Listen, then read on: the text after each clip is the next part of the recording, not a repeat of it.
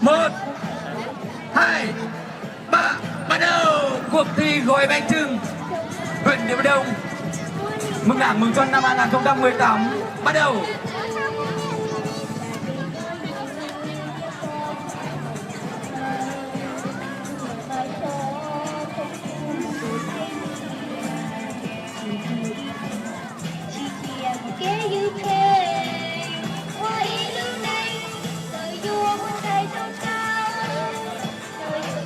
Lọc phở.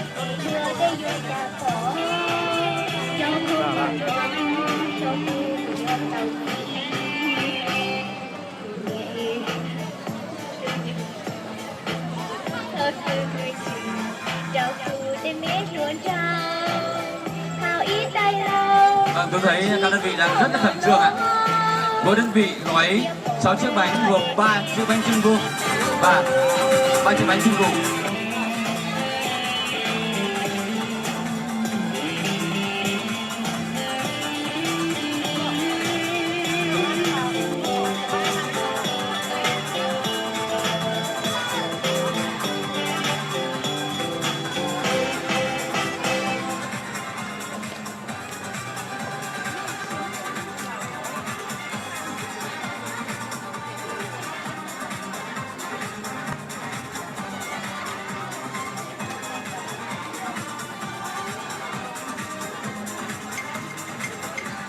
Các đơn vị đang rất khẩn trương ạ. Nào gói xong trước, bày lên khay sạch sẽ gọn gàng về báo ban giám khảo.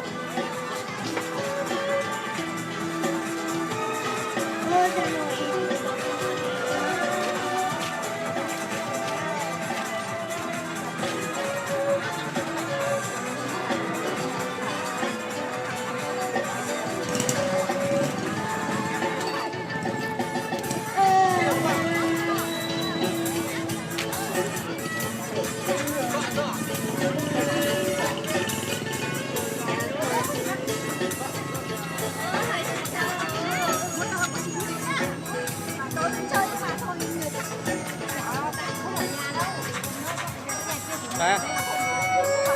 Có.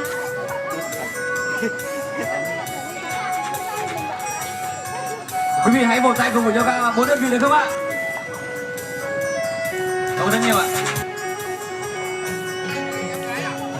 Như là chúng thấy những chiếc bánh đầu tiên đã hình thành ở đơn vị xã Mường Luân và ở đơn vị xã Trường Sơn đã có những chiếc bánh gù hoàn thành. Còn ở thị trấn bánh chưng đã hoàn thành một chiếc. Bánh chưng vuông nó hoàn thành một chiếc thôi ạ.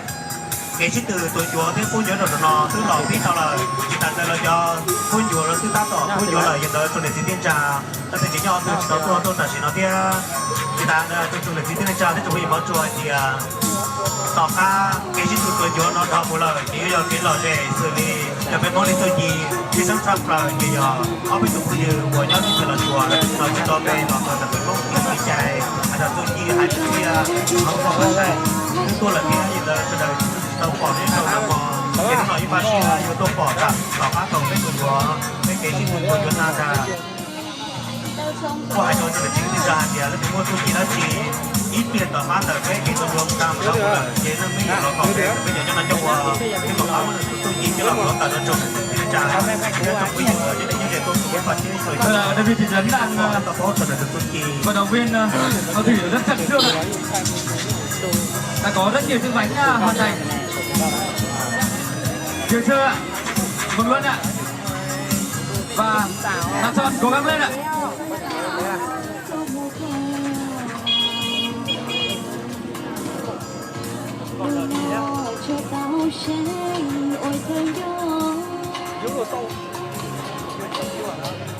Vâng, các đơn vị khẩn trương.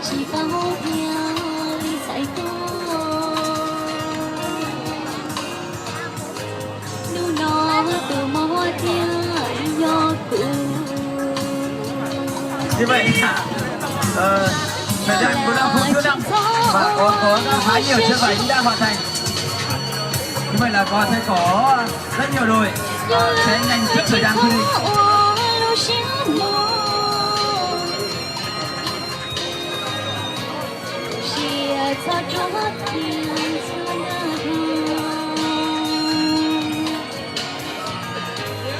Đầu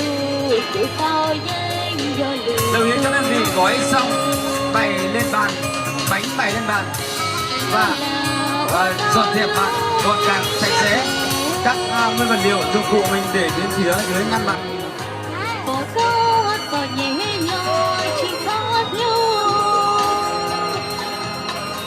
Các đơn vị đang rất khẩn trương.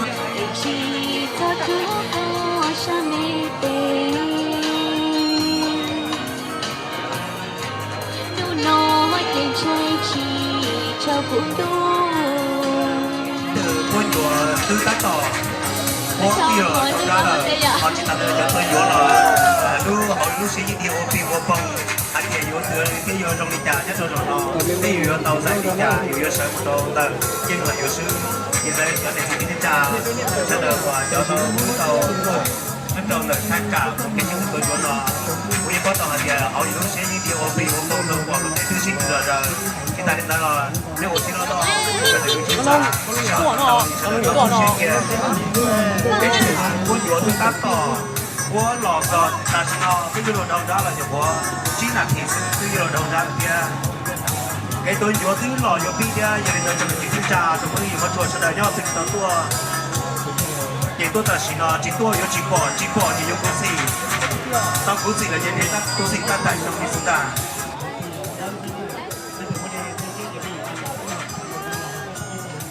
Vâng, một tràng pháo tay thật lớn để cùng với cho 4 đơn vị được không ạ? Một tay lớn lên ạ. Các đơn vị khẩn trương ạ. Thời gian đang còn rất nhiều, rất nhiều.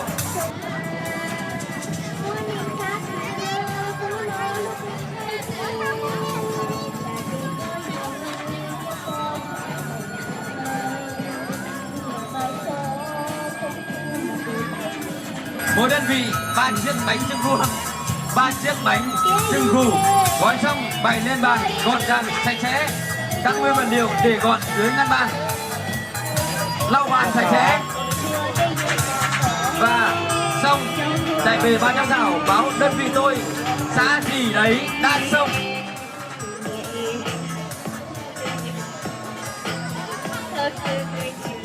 Như vậy đơn vị thị trấn đang rất khẩn trương ạ. Nhưng chiếc bánh cuối cùng và tôi thấy đơn vị đến đây xếp bánh lên bàn thôi ạ. Rất nhanh, rất tuyệt vời.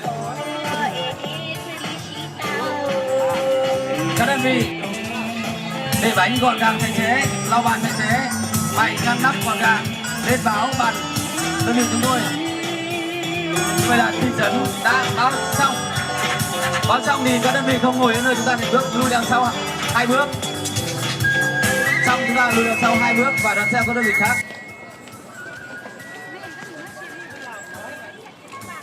Còn 3 đơn vị khẩn trương đấy ạ.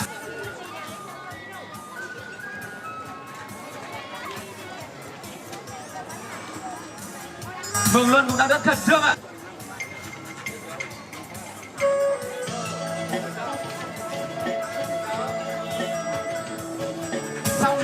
Xong không ở đấy nữa, xong đứng gọn ở đằng sau 3 bước.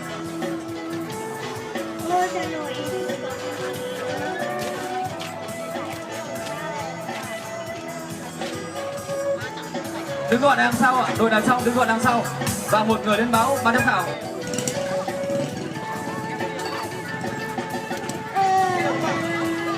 Như vậy là chúng thấy Mường Luân cũng đã xong, Nam Xuân cũng đã xong. Còn đơn vị Trường Xuân ạ, cố gắng lên ạ. Thời gian còn rất dài.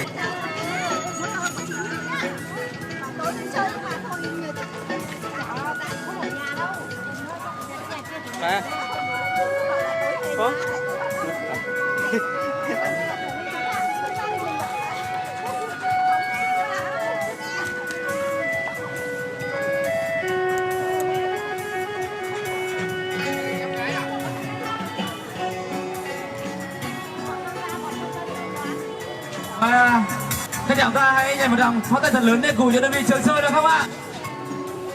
Trường Sơn, các chị em cô gái Trường Sơn cố gắng lên.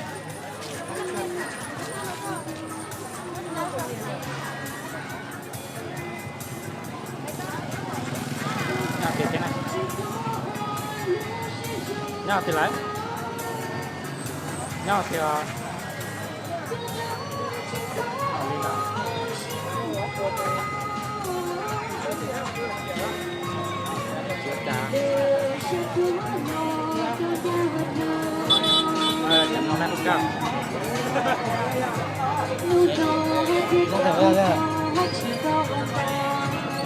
Hai bên. Sống à? Không có. Sống à? Trong mùa đấy người giàu tên điều. Đâu xong chúng ta lại đâu đó. Thời gian đã bước sang phút thứ 11 ạ. Nhớ được. À, nhớ được. Nhớ nhá, tí sẽ giờ biết gì lo. Tổng thời gian là 15 phút. Ta mẹ cũ à, ý nhận. Chết không cao chết. Trường tù nói khai tù. Này cùng cao được nhau thế này, cùng cao này.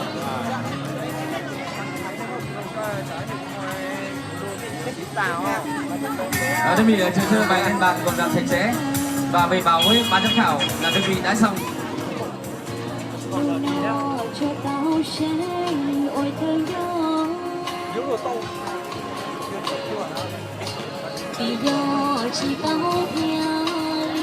Như vậy là về thời gian quy định thời gian tối đa là 15 phút và thứ tự các đơn vị như sau: thị trấn đơn vị nhanh nhất 7 phút 53 giây đạt 50 điểm. Đơn vị thứ hai xã Nga Tròn 8 phút 25 đạt 40 điểm. Đơn vị thứ ba xã Mường Luân 8 phút 47 đạt 30 điểm. Và đơn vị cuối cùng xã Trường Sơn cũng hoàn thành trong thời gian quy định 10 phút 52 và đạt 20 điểm. Và tiếp theo là ban giám khảo sẽ tiến hành ghi chọn hình thức và trang phục của các đơn vị.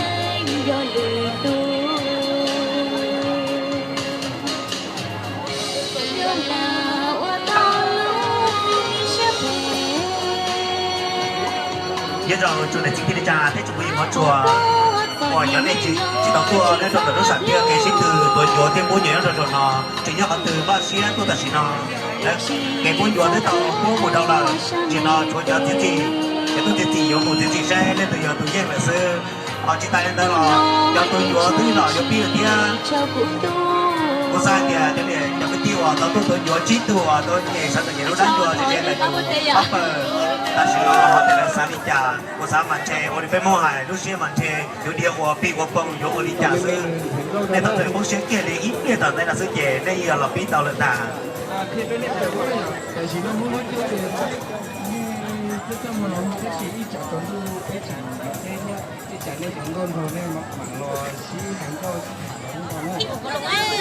con lông tua nó, con lông tua nó.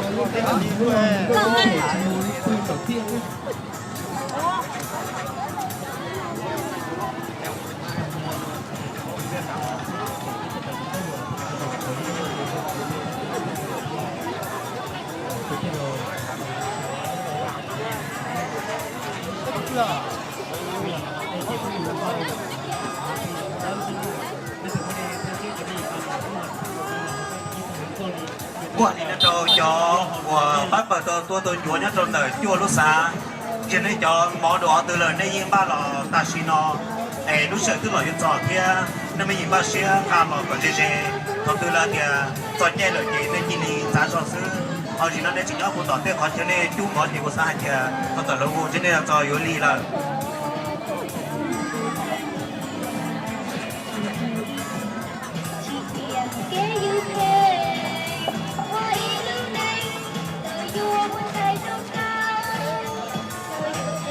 Cả.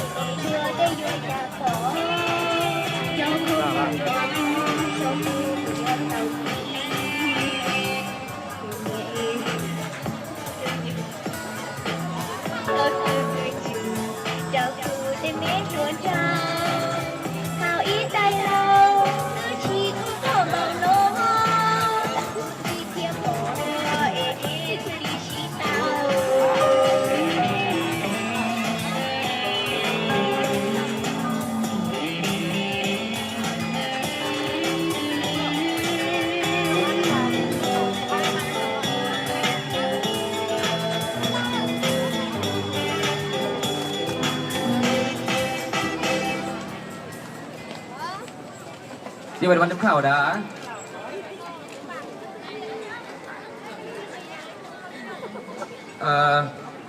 xong mục chấm điểm của các đơn vị. phần công bố giải thưởng và phần trao giải sẽ kết hợp với phần thi giá bánh dày, xong thì ban tổ chức sẽ công bố và cùng trao giải luôn. Và sau đây là những chiếc bánh này quý vị có thể là đi tặng quà cho quý khán giả chúng ta quanh chân, và nhờ một số đồng chí các bộ văn hóa chúng ta chuyển cái bàn về phía sau để tiến hành tổ chức một thi giá bánh dày.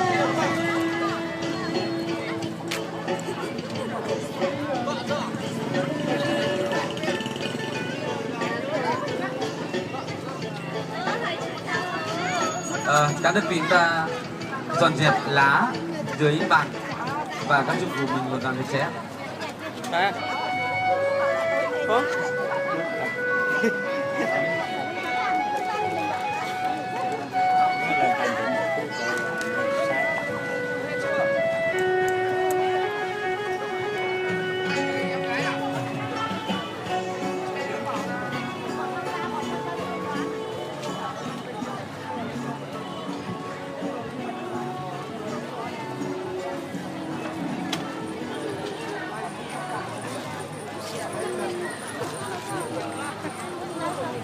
Các đơn vị gọi giá bánh dày đâu ạ? Xã Thiều Trình đâu ạ? Lên đây. Xã Thiều Trình. Xã Thiều Trình theo vị trí của tôi để các đồng chí các bộ văn hóa chúng ta hỗ trợ cho bề bàn xếp thành một hàng phía sau này. Xong rồi, bàn xếp vào thành dọc đây, hít vào. Tất cả các bạn hít vào bày bánh không gì quan trọng. Hải trời nè cho tôi biết đặc kỳ nó hiện nó chỉ nhau lúc xí hở lòng đi phía bên cho chí phủ cho hiện nó cho chí phủ cho tất cả em còn cả cho mỏ tôi Xã Thiều Trình người đi đây, Xã Thiều Trình người cầm biển Xã Thiều Trình gấu về đây. Mời các vận động viên Thái Đình do về cái dụng cụ của mình về ngay vị trí này. Để cùng cao với nhau thế này, cùng cao này.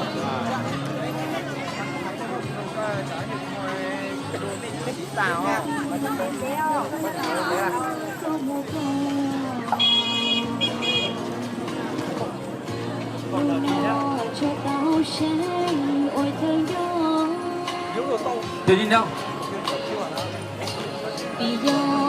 Ở đây. Bạn ạ, các đơn vị từ từ theo thứ tự. Long U đâu? Long U đây. Ý trong đề thi Long U đây. Long U ạ. Tư lò ba tạ xin nó là kia. Các đơn vị từ để chúng tôi sẽ là thứ tự. Long U đây. Từ lúc sáng của tôi sẽ từ nên bây giờ ta lên tới có lò cỏ dê đợiท่านtrả nó từ hai tuần như nên gặp có kia họ chúng ta sẽ Cao Long đâu ạ? Cao Long ở đây.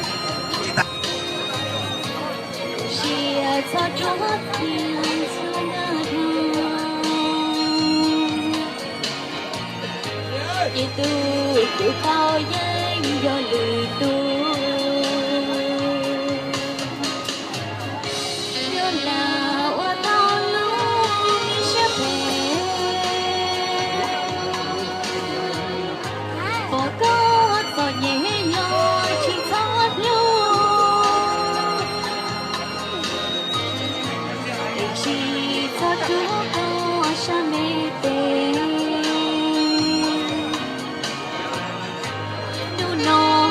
trai chỉ cho cũng đúng. Chào thổi đi ba mươi tỷ ạ.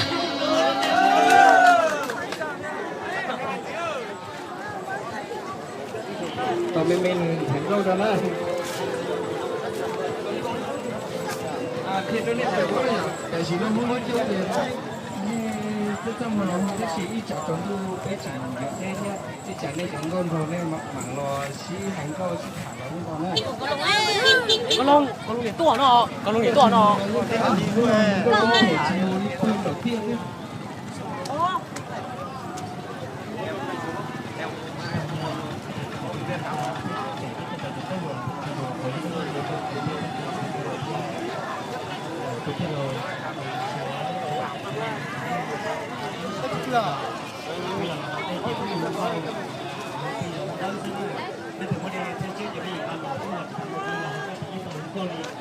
dạ